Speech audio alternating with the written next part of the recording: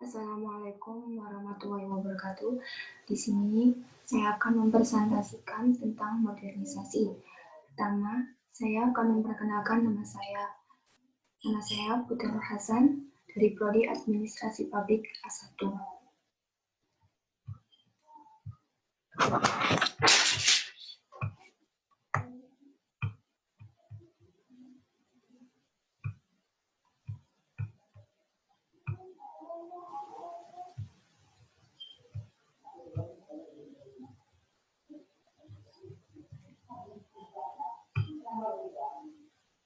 Nah, ini pembahasan. Yang pertama ada materi, kedua teori mulai, ketiga ciri-ciri, 4 syarat-syarat, 5 dampak positif dan negatif, 6 gejala-gejala, 7 faktor pendorong dan penghambat. Yang pertama, modernisasi merupakan suatu proses perubahan menuju masa kini atau menuju proses masyarakat yang modern. Modernisasi dapat juga disebut perubahan dari masyarakat yang tradisional ke masyarakat yang modern. Jadi, modernisasi merupakan suatu proses perubahan di mana masyarakat yang sedang memperbarui dirinya berusaha mendapatkan ciri-ciri atau karakteristik yang dimiliki masyarakat modern. Modernisasi dapat pula berarti perubahan dari masyarakat tradisional menuju masyarakat yang modern. Jadi, modernisasi merupakan suatu proses perubahan di mana masyarakat yang sedang memperbarui dirinya berusaha mendapatkan ciri-ciri atau karakteristik yang dimiliki masyarakat modern. Kedua, teori menurut ahli. Menurut Sejantus Ekonom, modernisasi adalah suatu bentuk perubahan sosial yang terarah yang didasarkan pada suatu perencanaan yaitu social planning. Dua, menurut Asyid L. Susanto, modernisasi adalah proses pembangunannya diberikan oleh perubahan. Ketiga, menurut Wilbert K. Moore, modernisasi adalah suatu transformasi total pada kehidupan yang bersama yang tradisional dalam arti teknologi dan organisasi sosial ke arah suatu politis yang menjadi ciri suatu negara barat yang stabil. Yang ketiga, ciri-ciri. 1. Masyarakat heterogen. Situasi dan kondisi yang ada dalam masyarakat modernisasi relatif lebih heterogen. Artinya masyarakat bercampur baur membentuk kesatuan dan persatuan dalam proses pembangunan. Masyarakat heterogen ini erat kaitannya dengan masyarakat multikultural. Kedua, sistem pelapisan terbuka. Karakteristik selanjutnya yang ada di dalam masyarakat modernisasi adalah sistem pelapisan masyarakat terbuka. Dengan perubahan zaman, bentuk keadaan ini dipengaruhi besar dengan adanya globalisasi yang tidak bisa dihindarkan sedikit pun. Yang ketiga, mobilitas masyarakat tinggi. Ciri selanjutnya yang ada di dalam masyarakat modernisasi adalah tingkat perpindahan penduduk sangat tinggi. Perpindahan ini bisa dari kota ke desa atau sebaliknya, dengan tujuan mendapatkan kehidupan yang lebih baik dalam berbagai problema kehidupan yang dialami. 5. Tidak terkait pada adat. Kepercayaan terhadap adanya adat-adat di dalam masyarakat modernisasi lebih berkurang, lantaran masyarakat sudah bisa membedakan mana adat yang membawa dan pada kemajuan dan mana pula adat yang membawa pada sistem pemerintahan yang tidak baik. 4. Syarat-syarat. 1.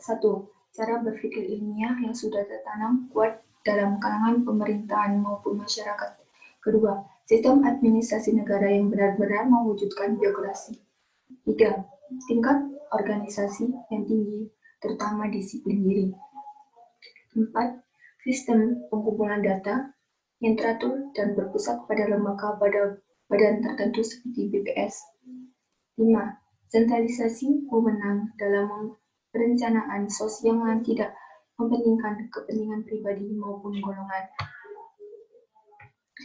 5. Dampak positif dan negatif.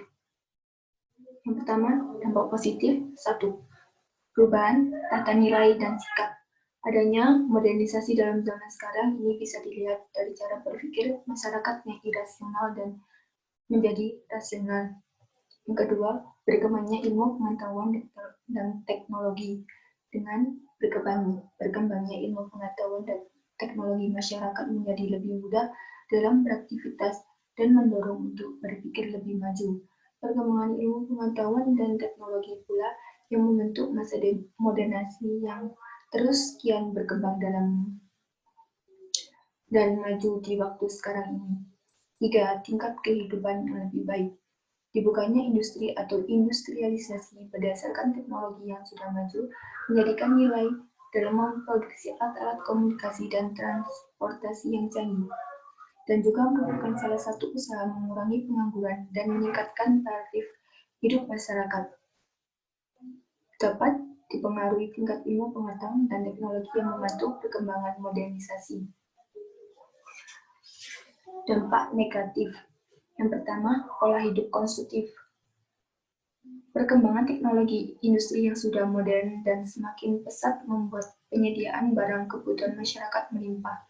Dengan begitu, masyarakat mudah tertarik untuk mengkonsumsi barang dengan banyak pilihan yang ada sesuai dengan kebutuhan masing-masing. Yang kedua, sikap individualistik. Masyarakat merasa dimudahkan dengan teknologi maju membuat mereka merasa tidak lagi membutuhkan orang lain dalam beraktivitas, padahal manusia diciptakan sebagai makhluk sosial. 3. Gaya hidup yang kebarat-baratan. Tidak semua budaya barat baik dan cocok diterapkan di Indonesia. Budaya negatif yang mulai menggeser budaya asli adalah anak tidak lagi hormat kepada orang tua, kehidupan bebas remaja, dan lain-lain. Yang kelima, yang keempat, kesenjangan sosial. Apabila dalam suatu komunitas masyarakat hanya ada beberapa individu yang dapat mengikuti arus modernisasi dan globalisasi, maka akan memperdalam jurang pemisah antara individu dengan individu lainnya. Yang kelima, kriminalitas. Kriminalitas sering terjadi di kota-kota besar karena menipisnya rasa kekeluargaan. Sikap yang individualisme, adanya tingkat persaingan yang tinggi, dan pola hidup yang konsumtif. Gejala-gejala. 1. Bidang budaya. Bidang budaya ditandai dengan semakin terdesaknya budaya tradisional oleh masuknya pengaruh budaya dari luar, sehingga budaya asli semakin pudar. Kedua, bidang politik. Bidang politik ditandai dengan semakin banyaknya negara yang lepas dari penjajahan, munculnya negara-negara yang baru merdeka, tumbuhnya negara-negara demokrasi, lahirnya lembaga-lembaga politik, dan semakin diakuinya hak-hak asasi manusia. Yang ketiga, bidang ekonomi. Bidang ekonomi ditandai dengan semakin kompleksnya kebutuhan manusia akan barang-barang dan jasa, sehingga sektor industri dibangun secara besar-besaran untuk memproduksi barang.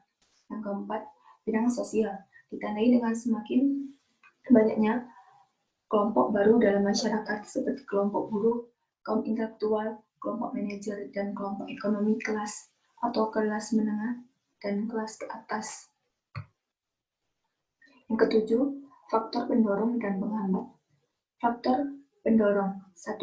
Adanya kontrak dengan kebudayaan lain dengan dapat menyebabkan manusia saling berinteraksi dan mampu menghimpun penemuan-penemuan baru yang telah dihasilkan.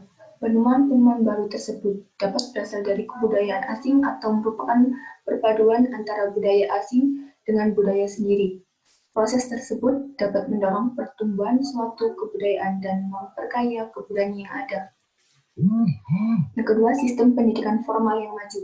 Sistem pendidikan formal yang maju, pendidikan memberikan nilai-nilai tertentu bagi manusia, terutama membuka pikiran dan membiasakan berpola pikir ilmiah, rasional, dan objektif. Hal ini akan memberikan kemampuan manusia untuk menilai apakah kebudayaan masyarakatnya dapat memenuhi perkembangan zaman atau tidak. Yang ketiga, sikap menghargai hasil orang lain. Sikap menghargai hasil orang lain, penghargaan terhadap hasil karya seseorang akan mendorong seseorang untuk berkarya lebih baik lagi, sehingga masyarakat akan semakin kuat memperhasilkan karya-karya lain yang mendorong modernisasi. Yang keempat, sistem terbuka masyarakat. Sistem terbuka masyarakat atau open stratification, sistem terbuka memungkinkan adanya gerak sosial vertikal atau horizontal yang lebih luas kepada anggota masyarakat. Faktor penghambat. 1. Perasaan takut akan disintegritas. Perasaan takut akan desintegrasi. Perasaan ini biasanya muncul pada masyarakat yang masih memegang teguh tradisi nenek moyangnya, sehingga modernisasi dianggap akan merusak integrasi atau organisasi masyarakat yang telah ada sebelumnya. 2. Kurangnya berkembangnya iptek. Kurangnya berkembangnya iptek. Masyarakat yang masih berpikiran kolot biasanya menolak adanya kemajuan ilmu pengetahuan dan teknologi. 3. Adanya vested interested. Adanya vested interested atau nilai-nilai yang telah tertanam dengan sangat kuat. Adanya suatu nilai-nilai yang tertanam sangat kuat dari zaman nenek moyang dulu yang dapat menghambat perkembangan atau modernisasi.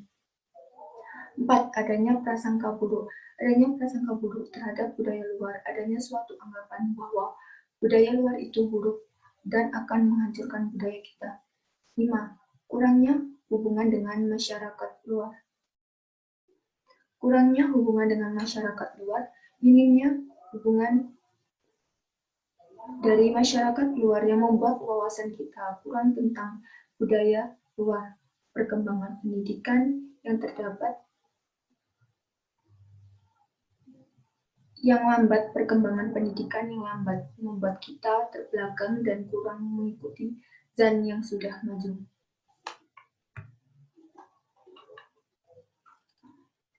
Sekian dari presentasi saya tentang modernisasi. Wassalamualaikum warahmatullahi wabarakatuh.